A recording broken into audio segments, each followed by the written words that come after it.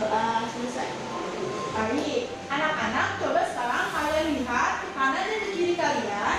Apakah ada teman kalian yang tidak hadir hari ini? Ini nggak ada, Bu. Ya, silakan dulu ya. Ada semua? Ada. Alhamdulillah, berarti hadir semua ya hari ini. Hari ini kita akan belajar apa? Ada yang tahu?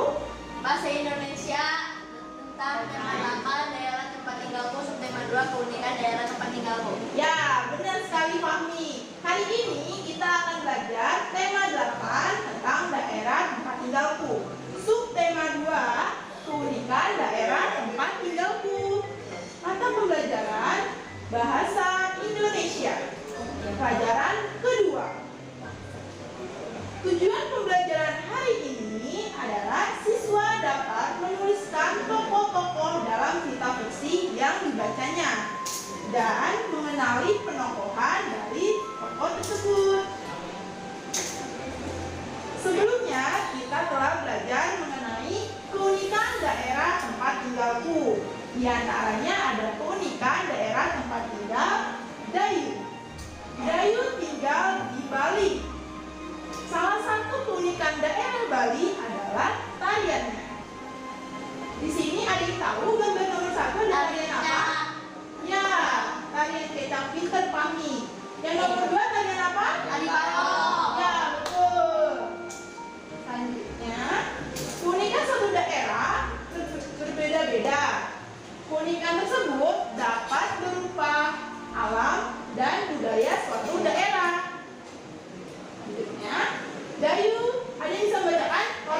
Ya, silakan bacakan. Dayu teringat dengan neneknya. Dayu tinggal di Pulau Bali. Dayu sering mengunjungi neneknya yang tinggal di Pulau Bali. Dayu menyeberang dari Pulau Jawa ke Pulau Bali menggunakan kapal feri.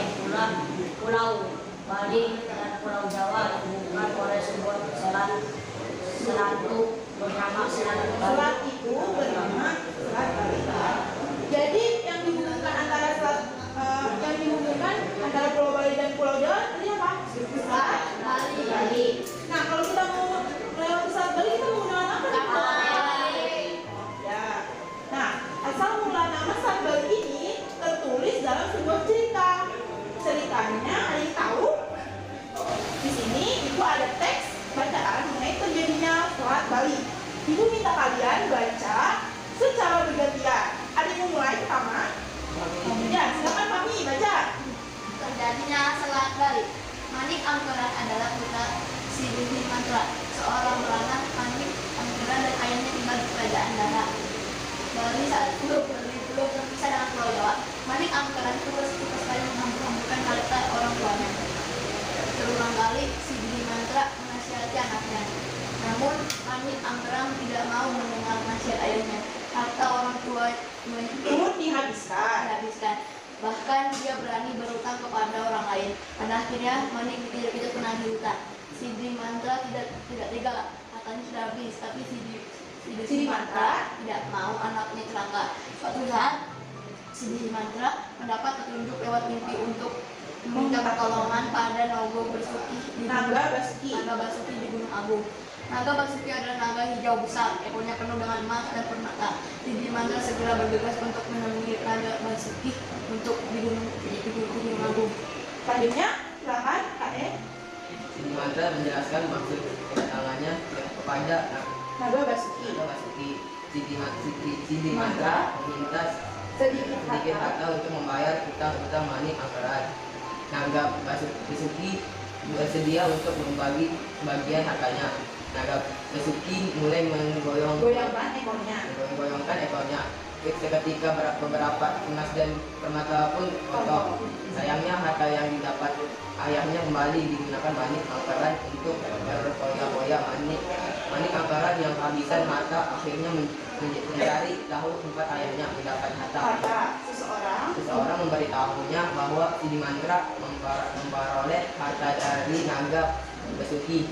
Manik Angkeran segera menemui Naga Basuki di Gunung Agung seperti yang telah dilakukan ayahnya. Naga Basuki, sudilah kiranya kau bagi sedikit hartamu untuk membayar utang-utangku, kata Manik Angkeran kepada Naga Basuki. Aku sudah memberi ayahmu Sidi mantra emas dan permata. Apakah itu masih kurang? Kata naga Basuki sedikit kesal. Selanjutnya, apa? Aku mohon beri aku sedikit lagi hartamu. Naga Basuki yang murah hati mohon manik angkeran kepada Naga Basuki. Baiklah, aku akan mengabulkan permintaanmu, asal kau berjanji tidak akan berfoya-foya lagi, kata Naga Basuki. Naga Basuki akhirnya luluh, dia mulai membayangkan ekornya. Manik angkeran silau melihat begitu banyak emas dan permata yang menempel di ekor Naga Basuki. Dia segera memotong ekor Naga Basuki dengan pedang, namun Naga Basuki berhasil menghindar. Dia segera menyemburkan api dari mulutnya sehingga manik angkeran terbakar menjadi abu.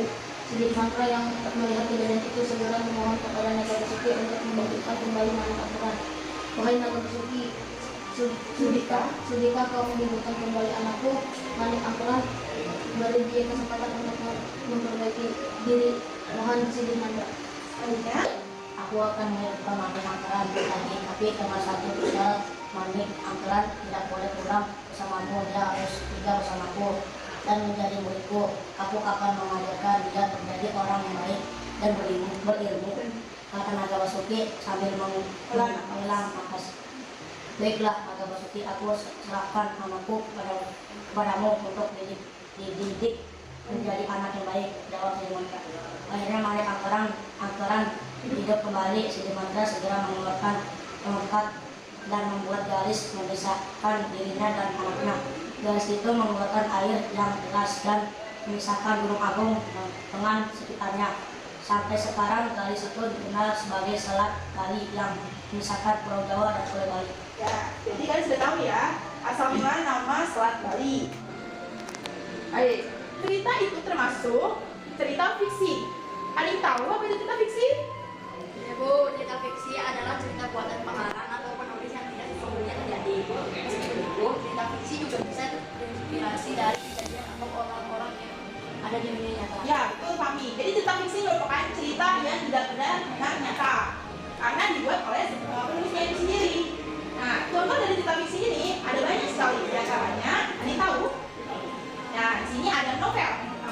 Novel adalah karya sastra yang berbentuk prosa narasi panjang karena dia berbentuk buku yang di dalamnya terdapat rangkaian cerita tentang kehidupan seorang tokoh, sifat tokoh, dan konflik. Di antaranya contoh novel ada novel Harry Potter dan novel Oscar Pelangi. Yang kedua ada cerpen. Cerpen atau cerita pendek adalah salah satu jenis prosa yang isinya menceritakan bukan kejadian nyata dan hanya dibuat-buat. Biasanya cerpen ini dapat kalian lihat dalam majalah. Contohnya adalah majalah Bobo, seperti yang ada dalam gambar. Selanjutnya yang ketiga ada cerita rakyat. Cerita rakyat dibagi menjadi dua, ada fabel dan mitos. Fabel adalah cerita yang mengisahkan kehidupan hewan yang berperilaku menyerupai manusia. Contohnya pada cerita kancil dan buaya. Kancil diperankan memiliki sifat yang bijaksana. Bijaksana adalah sifat manusia, namun di dalam cerita itu diperankan oleh hewan. Berarti masuk cerita fabel. Kemudian yang kedua ada mitos. Mitos adalah cerita rakyat yang isinya sebuah kisah yang berlatar belakang masa lalu dan diungkapkan dengan cara goib. Contohnya seperti cerita Pinocchio di pantai selatan. Masyarakat beranggapan bahwa jika ada orang yang pakai baju hijau di pantai selatan akan dibawa oleh Nyi Roro Kidul untuk ke istananya yang dibawa kelahiran. Namun itu hanya cerita mitos. Selanjutnya, dalam sebuah cerita terdapat tokoh-tokoh yang memiliki sifat. Sifat atau karakter itu disebut penokohan. Nah, penokohan ini dibagi menjadi dua. Ada antagonis dan protagonis. Protagonis adalah tokoh yang bersikap baik. Antagonis adalah sifat yang baik. Contoh perilaku baik seperti apa? Jujur, baik, jujur, Bijaksana, pemberani, baik. Contoh sikap yang baik seperti apa? Ya, betul. Hebat semuanya. Nah, berdasarkan cerita tadi, ada berapa tokoh dalam cerita terjadinya Selat Bali? 3. Ya, 3. Siapa saja, Fani? Ada yang pertama Manik Angkara, Kemudian? ayah Manik Angkara, Namanya Sidi Manik Enggak, Basuki itu naga. Sidi Mandra ayahnya. Kemudian ada Basuki. Basuki, Seorang tokoh naga. protagonis dalam cerita tersebut? Itu Manik Yang Angkara. galak. Manik Angkara. Ya, Manik Angkara. Karena Manik Angkara sangat Boros. boros. Yang ketiga, kemudian siapa tokoh protagonisnya yang baik? Naga Basuki dan juga ayah. Ya, Gimana? Naga Basuki kenapa baik? Karena dia memberikan uang. Emas yang ada di ekornya. Kalau ayahnya, Cinimanda kenapa baik tuh? Karena dia selalu sayang kepada anaknya. Ya, betul. Dia sampai meminta uang pada Naga Basuki ya. Anaknya. Ya, kemudian sini ibu sudah membuat sebuah cerita. Kalian diminta untuk membacanya, kemudian menuliskan nama-nama tokoh dan penokohannya. Contoh, di sini ada cerita Putri Tangguh. Tokohnya misalkan ada Putri Tangguh. Memiliki sikap apa? Antagonis atau protagonis? Antagonis. Bagaimana? Ya, tolong dikerjakan ya anak-anak. Iya. Ya. Ibu beri waktu 15 menit untuk mengerjakan. Sudah selesai anak-anak? Udah, Bu. Baik. Ada yang mau presentasikan ke depan untuk jawabannya? Saya, Bu. Bawa lembarnya. Ya. Ya, Fahmi, ada berapa tokoh di dalam cerita Putri Tangguh? Ada 4 tokoh, Bu. Siapa saja, Fahmi?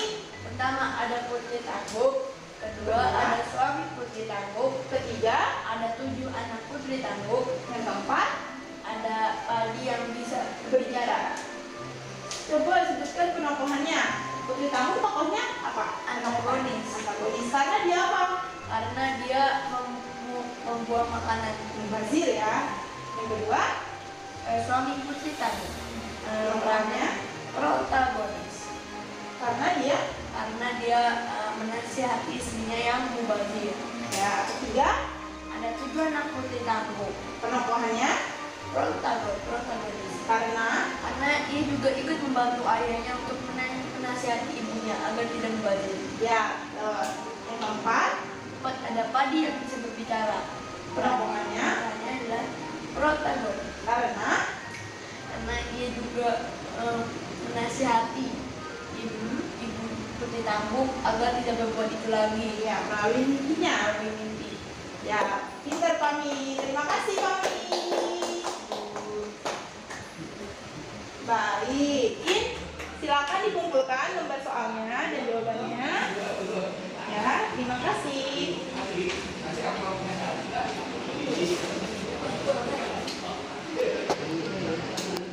Baik, hari ini kita telah belajar apa saja anak-anak? Kita telah belajar cerita fiksi, Ya. macam-macam cerita fiksi, penokohan, antagonis, protagonis. Ya, baik.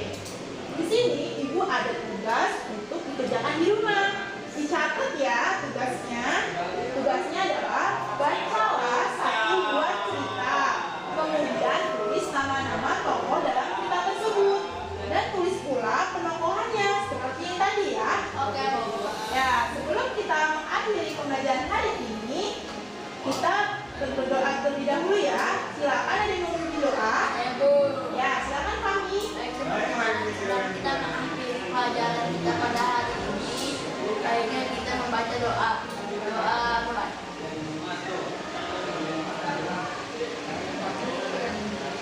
Doa selesai. Ya, terima kasih anak-anak. Minggu depan kita akan belajar mengenai tokoh protagonis. Jadi,